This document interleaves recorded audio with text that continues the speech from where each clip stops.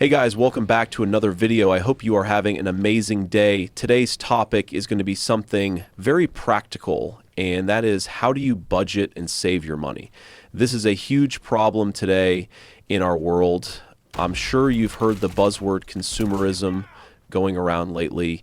We have a money problem. The average American has over $6,000 of credit card debt, not student loan debt, not a car payment, credit card debt. Also, roughly 65% of Americans are living paycheck to paycheck. Now, I understand a lot has happened to the economy post-COVID, but the hard truth is, before COVID, 53 to 62% of people were living paycheck to paycheck. So, despite the economy having a factor in it, we ourselves are also partially to blame for our poor finances. So let's get into how do I budget my money, and also, after I will, give some tips on how to save money that might be some things you've never heard of or thought of. So first, a budget. It is a lot simpler than most people make it out to be.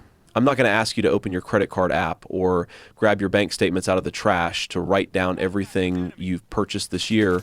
All you need is either the Notes app on your phone or a pencil and piece of paper. First, you're going to write down how much money you have made in the last month. So maybe you will need to open your banking app, but just for a moment, now that we have how much income you have made and a rough estimate of what your monthly income is, we need expenses.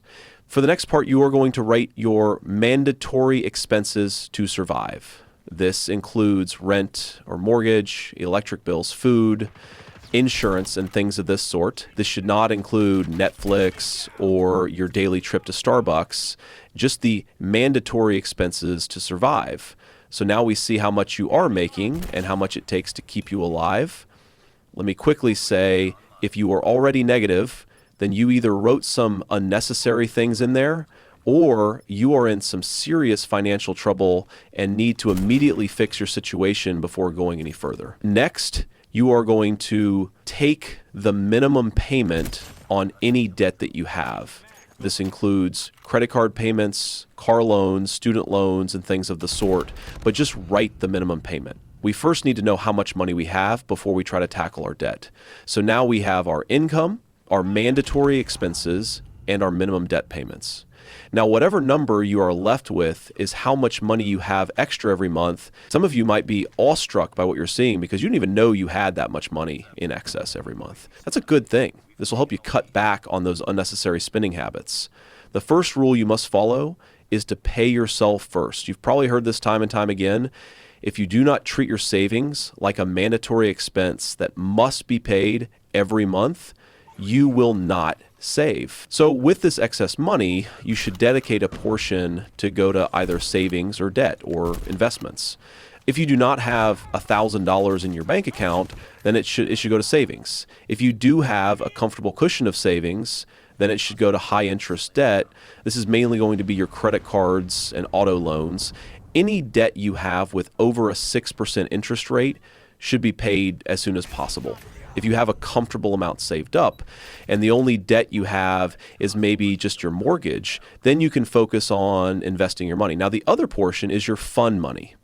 Now, you can include your Netflix if you want it, or going to the restaurant every other week, or the movies, whatever you find joy in buying. Now, you want to save or pay yourself, I should say, as much as you can without depriving yourself of some fun. If you are too strict on yourself and leave no extra spending money, you will not be able to stick to your new budget. So plan wisely. If you maybe have $750 a month left over, you can dedicate $500 to savings and $250 to pleasure, just as an example, but it's ultimately up to you. Now, congratulations, you have successfully made a budget.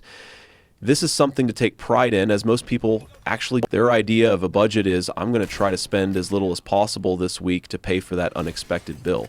So if you were able to follow along and make your budget, I'm proud of you. Now, for some saving tips, I personally have tried to cut back on my spending a lot and have watched countless videos on savings. So I'm just going to give 3 ways that I personally have saved a lot of money doing that I haven't seen many other people talk about. Number 1 is phone bill. If you are paying over $30 a month on your phone bill, you are basically actively getting scammed. 2 of the bigger and better phone providers T-Mobile and Verizon charge extremely high prices for their unlimited plans. I was paying $100 a month before I dropped T-Mobile. It's totally insane. But they both actually have unlimited talk, text, and data for only $25 to $30 a month. If you use T-Mobile, you can switch to the phone provider called Mint Mobile. Mint Mobile is owned and ran by T-Mobile and uses the same cell towers and gives the same exact coverage, but for only $30 a month. Now, if you use Verizon, you can switch to Visible. Visible is owned by Verizon and gives you the same exact unlimited coverage for only $25 a month. So guys, when I switched from T-Mobile to Visible, I literally cut my monthly expenses by $75 a month and get the same 5G network. It's crazy how when I tell this to people, they have never heard of this. Okay, so that right there is a quick change you could literally do today to start saving money. Number 2 for how to save more money is actually an app I use called Upside. Now, this app is only available as the US, so if anyone outside of America, this tip won't be of much use. Upside is an app that gives cash back for gas in restaurants. Now, it's not like other cashback apps that give you 1% cash back on a specific brand of shredded cheese at a specific store. Upside gives you, I've seen anywhere from 4 cents to 30 plus cents cash back per gallon of gas. And I've also seen up to 37% cash back at certain restaurants. Genuinely, the cash back I have gotten from this app beats any type of cash back a credit card rewards could give you, and I make anywhere between $20 to $25 a month using this app. Just as an example, last week I used the Upside app and was literally paid $6 to pump my gas and use the app. So I absolutely love this app. It puts an extra $250 or so in my pocket every single year. If you are interested, I link or referral code in the description, and if you use that link or code, it will give you and me both extra cash back, so it would be helping both you and me. And finally, the third tip on how to save money is generic store brand items.